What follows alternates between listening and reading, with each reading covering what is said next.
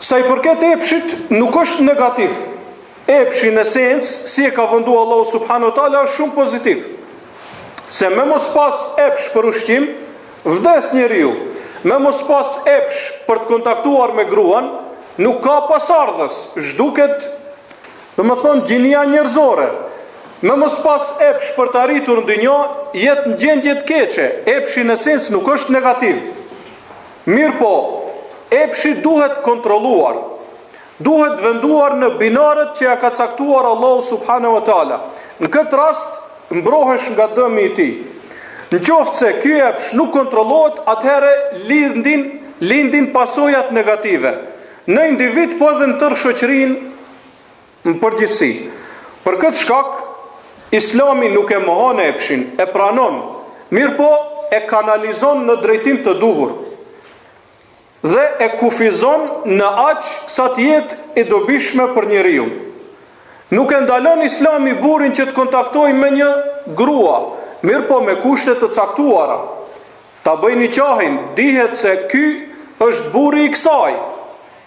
Madje ja lejon edhe deri në 4 rast nevoje, në rast nuk ja ndalon, Islami epshin njeriut, mirë po ja kanalizon.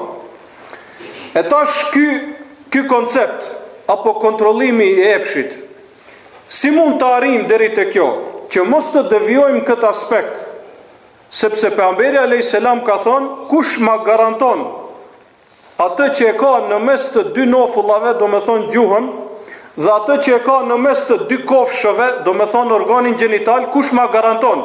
Ka thonë pejgamberi alayhis salam, ja garantoj xhenetin. Ja garantoj xhenetin.